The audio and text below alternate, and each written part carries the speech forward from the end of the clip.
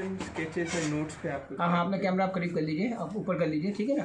अच्छा देखिए, ship construction factor affecting the ship design. देखिए डिज़ाइन इज़ वेरी इंपॉर्टेंट, ठीक है ना। अगर देखिए आपका देखिए रोरो वेसल है, टैंकर है, सबका स्टेबिलिटी का अपना है डबल हल का, सिंगल हल का। और फिर ये अब आपने देखा होगा कि कंटेनर वेसल है, उनका GM डिफरेंट होता है, फिशिंग वेसल्स का, कंटेनर्स का, ठीक है ना। अब आप जाए रोरो है, रोलिंग पिचिंग कितनी होगी जब आपका मानसून में जाएगा वो जहाज़, ठीक है ना। लोडेड वेसल है उसका डिफरेंट होगा, बेलास्ट में आपका टैंकर है उसका डिफरेंट होगा। तो आपको इन सब चीज़ों का ख्याल रखना ज़रूरी है। देखिए structural strength is very important. सबसे इंपॉर्टेंट चीज़ होती है वाइब्रेशन में। आप अपना कैमरा थोड़ा ऊपर कर लें, कैमरा आपका करीब है ना। देखिए स्टर्न मोमेंट जब भी आप देते हैं, जब वेग बनती है ना, बाज़ लोग कप्तान लगे रहते हैं फुल स्टर्न पे, नहीं। देखिए वाइब्रेशन का भी ख्याल रखना चाहिए। और कभी कभी एक वो वाइब्रेशन है, और कभी कभी रफ वेदर में क्या करते हैं कप्तान, लगे में hard starboard, hard port, full loaded ship, नहीं।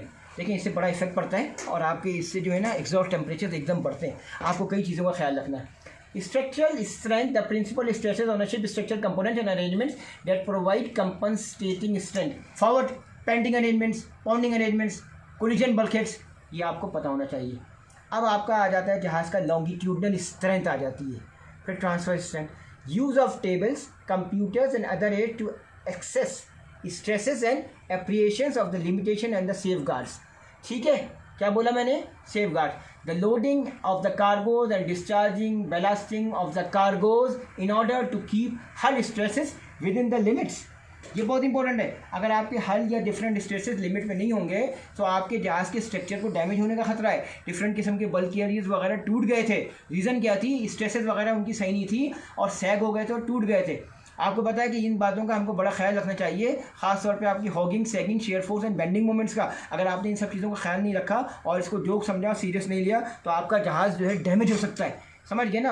आपके जहाज़ जो है देखिए, आपने देखा होगा कि बहुत ज़्यादा खतरनाक हो जाता है। देखिए उसके बाद क्या, आप लोग अपने कैमरे करीब कर लें, तो भी आप भी अपने कैमरा करीब कर लें, कैमरा करीब कर लें, ठीक है सर, कोई मसला नहीं। आप कैमरा ऊपर कर लीजिए, ठीक है सर, कैमरा ऊपर कर लिया, ठीक है सर। अच्छा अब मैं आपको बताता हूँ।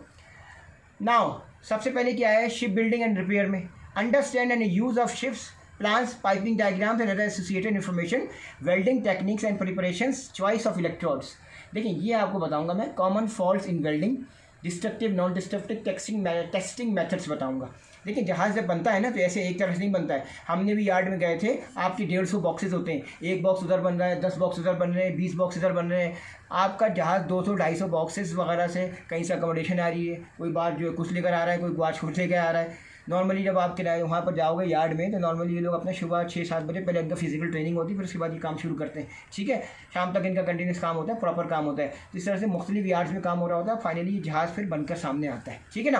होता क्या है, transfer and longitudinal bulkheads connections वो सब बनाते हैं, सब अलग अलग तरीके से बनाते हैं। And to shell tank top and deck plating, water tight, weather tight connections, pillars, stiffeners, stringers, deck gutters, सब अपना अपना बनाएंगे।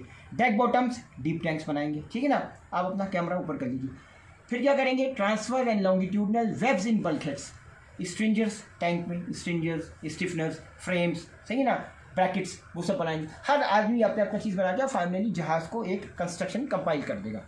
नाउ सब डिवीजन कैसे होगी, location and integrity of bulkheads and flats, drainage arrangements वो अलग जगह से बनेगी, draining arrangements and closing appliances of the bulkheads, flats, tanks and void spaces. फिर ये कि ओनर्स वगैरह बताता है कि वो मुझे ऐसा चाहिए, ठीक है ना। हमारी फिर ये वेदर टाइट बल्कहेड्स बनती हैं, वाटर टाइट्स होती हैं, ठीक है सब। उसके बाद आपका डिवीजन बनते हैं, क्लास ए फायर है, ए क्लास फायर के लिए ये है, A1 है, बी क्लास B1 फायर के लिए ये वाला है, C1, सही है। इसी तरह से आपके बल्कहेड्स, डोर्स, ये सब आपके बनते हैं जो कि आपका शुरू में अप्रूव होता है। Principal construction feature and arrangement associated with the following, जो मैंने आपको बताया था उन सब चीज़ों का है। फिर water tight and weather tight integrity is important of the hull. और फिर क्या, means of sustaining the integrity of opening situated above and below decks, ठीक है ना। फिर क्या होता है, hatches, ventilators, air pipes, doorways, scuttles, side scuttles, ठीक है ना, stern, side door, discharge intake, अब ऑपरेशंस इन द हल, ये सब आपको पता होना चाहिए। फिर आपको साथ साथ अपने जहाज़ की स्टेबिलिटी पता होनी चाहिए। हेराल्ड ऑफ डिफरेंट किस्म के आपको बताया, रोरो वेसल्स वगैरह कैप्साइज हुए थे, फ़ौरन पानी आया और ठक से जहाज़ डूब गए। आपको अपनी सारी सिचुएशन का पता होना चाहिए कि मेरे जहाज़ की स्टेबिलिटी कैसे है, ठीक है ना, क्योंकि इस किस्म के रोल पैक्स वेसल, रोलो वेसल की स्टेबिलिटी थोड़ी डिफरेंट होती है और ये अगर पानी आ गया तो ये जल्दी कैप्साइज होते हैं। हमारा क्या नहीं है, चलो भाई एक इंटैक्ट स्टेबिलिटी हमारी अच्छी है, हमारा कोई कंपार्टमेंट फ्लड हुआ हम बच गए, ठीक है ना, बिल्डिंग हुई, प्रोबेबिलिटी हुई। हाँ भाई कितना टाइम हो गया आपका? 5 मिनट हो गए। शिप बिल्डिंग एंड रिपेयर जब होती है तो अंडरस्टैंड करना चाहिए, हमको प्लान्स पढ़ना चाहिए and use the ship plan, piping diagrams and other associated informations. हमें welding techniques, edge preparation is very important. आपको एच प्रिपरेशंस पता होनी चाहिए। एच प्रिपरेशन नहीं हुई, choice of electrodes, common force of different weldings, effect of different materials on repairs and structural changes कैसे हो जाती है, incapability and precautions to be taken during these jobs। ये काम करने से पहले आपको प्रॉपर वेल्डर या प्रॉपर फिटर होना चाहिए, अदरवाइज हर आदमी के बस की बात नहीं है ये काम करना। ठीक है सर, अब आ जाएँ। ठीक है सर, मैं आपको ये बता रहा था शिप कंस्ट्रक्शन का। टैंकों में भी अगर आप जाएँ आपको पता होना चाहिए स्कैलप्स क्या होते हैं, नैचेस क्या होते हैं, छोटे छोटे सर आगे ऊपर हैं स्कैलप्स है, नैचेस हैं। 4 and 1/2 including strengthening against the pounding and panting stresses और function of the bulbous bow and transverse thrust units आपको पता होने चाहिए। बल्बस बो, बाउ थ्रस्टर। बाउ थ्रस्टर किस लिए यूज़ होगा आपको पता है, आपका बेसिकली शिप हैंडलिंग के लिए यूज़ होता है। बल्बस बो स्पीड, आपका स्पीड बनाता है, ये स्पीड बढ़ाता है। आपने देखा होगा टैंकर कंटेंट जहाँ भी आपने जहाज़ों में देखा होगा, बल्बस बो होगा आपके जहाज़ की स्पीड रेजिस्टेंस पावर बढ़ जाती है। ठीक है, आपको पता होना चाहिए शिप कंस्ट्रक्शन में स्टंट कैसे बनेगा, इंक्लूडिंग द स्टंट ट्यूब्स होंगी। ठीक है सब, पीछे हुई प्रोपेलर शाफ्ट कैसे निकलेगी। उसके बाद है stunt frames and rudder, openings in the हल इंक्लूडिंग बाउ, स्टर्न एंड साइड डोर्स, ये कैसे निकलते हैं। ठीक है, ओवरबोर्ड आपका हाई टी चेस्ट लगेगा, लो सी चेस्ट लगेगा। आज ज़रा मैं थोड़ा सा बता रहा था कि कैसे होता है। अब आ जाए आप बिल्जेस वगैरह पे। यहाँ पर आपको पता होना चाहिए कि बिल्जेस, फ्यूल एंड बैलास्ट सिस्टम। ठीक है सब, आप सुनते रहे। General piping arrangements, pumping arrangement, tank and machinery spaces. मेरी बात सुने। And the holes, double bottoms क्या होते हैं, ऊपर आपके टॉप साइड टैंक्स हैं, नीचे आपके डबल बॉन्ड हैं। 4 पीक आफ्टर पीक टैंक्स होंगे, विंग टैंक्स बनेंगे, फायरमैन्स वगैरह, फिर साउंडिंग्स वगैरह, air pipes, oily water separators, insulator and sewage system. अब सीवेज सिस्टम वगैरह फिर वो ऐसी बात है, ओनर डिसाइड करेगा भाई सीवेज सिस्टम मेरा है, हमारे को सीवेज प्लांट लगवाना है, वो फिर रिक्वायरमेंट के हिसाब से बनेगा कि भाई सीवेज प्लांट है या सीवेज होल्डिंग टैंक्स है। ठीक है ना, वो होता है, वो उसका अपना एक अलग हिसाब है ना।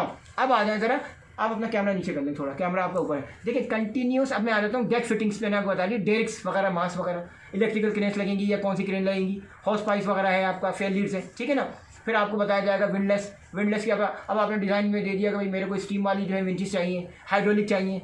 ठीक है ना, ये आपको पता होना चाहिए। फिर ओनर डिसीजन लेगा, लिफ्टिंग गियर एसेसरीज। ठीक है ना, नॉर्मली जो है वो आपका चलो भाई जहाज़ बड़े के हिसाब से, मैं कभी कोई बात चाहे चलो भाई ये हमारा एफ्रामेक्स है, हम बस सेंटर में एक क्रेन लगाएंगे और VLCC में हमने जैसे 2 क्रेन लगाई है। सही ना, ये सब का अलग है। Continuous and periodic maintenance of hull, outfit and equipment, bulkheads, double bottom, deep tanks, bilges, pipelines, stern frames and rudders, anchors, cables, chemistry of corrosion, method of preventing and control of corrosion, cathodic protection. ठीक है सब, ये आपको पता होना चाहिए। लेकिन इसमें अगर आपने मिस्टेक की तो ये बड़ा मसला हो जाएगा। करोजन, आपको पता है कि हम लोग जब अपना एनोड्स वगैरह की डिटेल भेजते रहते हैं, ग्लास टैंक का जब हम अपना इंस्पेक्शन करते हैं तो हम क्या करते हैं, अपने एनोड्स वगैरह की डिटेल भी देते रहते हैं मंथली। ठीक है ना, शिप कंस्ट्रक्शन के अंदर देखिए हमारे को अपना पूरे जहाज़ का जब लेआउट प्लान जाता है तो उसमें सब कुछ जाता है। अच्छा भाई ये हमारा जहाज़ है, इतने कार्गो टैंक्स है। दुनिया का सबसे बड़ा जहाज़ जो था वो जारे वाइकिंग था, उसमें 46 कार्गो टैंक्स थे। स्टेबिलिटी भी उसकी ठीक थी, मगर ये कि बहुत उसकी बीम वगैरह बहुत ज़्यादा थी। ठीक है ना, इंग्लिश चैनल सुना है इसको, वो पास करते हुए थोड़ा प्रॉब्लम होता था, मगर खैर वो क्लियर कर गया था। उसके बाद उसको बाद में FSC बना दिया गया था। किसको? जारे वाइकिंग की बात कर रहा हूँ। देखिए ship construction in sketches and notice में आपको इस बात पर ख्याल रखना है कि आप किस जहाज़ पर सेल कर रहे हैं। ठीक है, कंटेनर वेसल वगैरह मैंने आपको बताया ना, ये टिम्बर हो गया या आपका फिशिंग वेसल हो गया, इनकी स्टेबिलिटी थोड़ी कम होती है, तो आपको रफ वेदर में बड़ा ख्याल रखना है।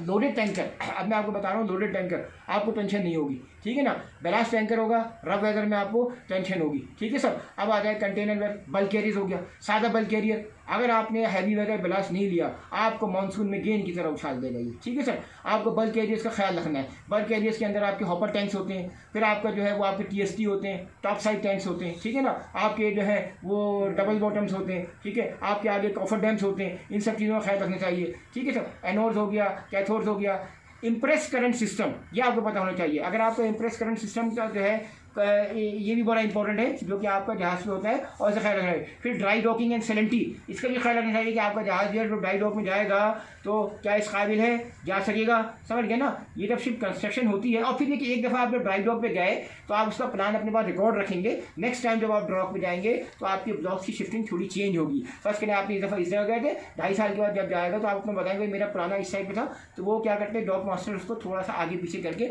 उसको एडजस्ट कर देता है। कितना टाइम हो गया आपका? 11 मिनट। हाँ 11 मिनट, 1 मिनट आउट करते हैं। देखिए टनेज, इसमें क्या होती है, नेट टनेज होती है, ग्रॉस टनेज होती है, इसके बाद लोगों को कम पता होता है। देखिए इसमें 2 टनेजेस और भी हैं। एक टनेज होती है उसको बोलते हैं ऑल्टरनेटिव टनेज, और एक टनेज और होती है उसको बोलते हैं मॉडिफाइड टनेज। कैंपेनियन की किताब खोलना और पढ़ना कभी, ऑल्टरनेटिव टनेज क्या होती है, मॉडिफाइड टनेज क्या होती है, नेट और ग्रॉस टनेज है। उसके बाद क्या बताना था, load lines, general understanding of the influencing the assignment of free board, condition of the assignment, seasonal zone allowance, load line service. देखें हमारे पास क्या लोड लाइन्स हैं जब आपकी बनती है ना, उसके अलावा हमारे की tropical fresh, tropical summer, winter north Atlantic, ये चीज़ आप उसको वहाँ डाल दो, टिम्बर पे एल लगा दो, वो टिम्बर की बन गई। मगर मैं आपको ये बता रहा था कि आपका समर जोन है, विंटर जोन है, कौन सा जोन है, ट्रॉपिकल जोन है, उस हिसाब से आपकी सब लोड लाइन मार्क्स वगैरह कंसीडर किए जाते हैं। और ये फ़ाइन है अगर आप अपने जहाज़ को ओवरलोड कर दो। अगर आप ट्रॉपिकल में हो चलो ठीक है चल गया, मगर ये कि फर्स्ट ऑफ ऑल अगर आप समर में हो, आप ट्रॉपिकल के साथ लोड कर रहे हो तो फिर वो देखो गलत है ना। आपको सब चीज़ों का कंसंट्रेशन मिलना है, इसका कैलकुलेशन का फार्मूला होता है। क्या हो गया, कितना टाइम हो गया आपका? 11:30। हाँ देखिए फाइनली मैं ये कहूँगा, देखिए ship construction sketches and notes में आप जो है अपने जूनियर शिप से ये सब चीज़ें करनी शुरू करें। टैंक का अपने पाइपलाइंस वगैरह की डायग्राम बनाएं, और आप इनको अपने ऑफ टाइम के अंदर क्रूड ऑयल वॉशिंग का, अपने फाइल लाइन के, फोम लाइन के, डेकना हमारी 1 pipe line, 2nd pipe line, 3 pipe line, फिर आपकी काउ लाइन है, फिर इलेक्ट्रिकल लाइन है, फिर डिफरेंट लाइन है, वाटर की लाइन है, फिर पंप रूम में कैसे जा रही है, इडक्टर कैसे है, फिर इडक्टर को आप कैसे लगाओगे, आखिर में जब आपने इडक्टर से डिस्चार्ज कर दिया तो फिर आप अपना क्या करोगे, फिर आप अपना जो है स्टीपिंग पंप चलाओगे। स्टीपिंग पंप को आप लोगे मार्पोल लाइन से आपने छोटे मैनीफोल्ड से आपने उधर फेंका। आप समझ गए ना, ये छोटी छोटी चीज़ें आपको पता होनी चाहिए आप जब डेक पर जाते हो, क्योंकि देखिए जब आप 3rd मेट 2nd मेट बन जाते हो तो फिर आप ज़्यादातर CCR में या ब्रिज पे रहते हो। ये सब चीज़ें आपको कैडेटशिप में ही सीखनी है। जैसे ही आपने कैडेटशिप में सब चीज़ें सीख ली तो आपको चीफ अफसरी में बनते हुए आसानी होगी। 12 मिनट हो गए आपके। Thank you sir.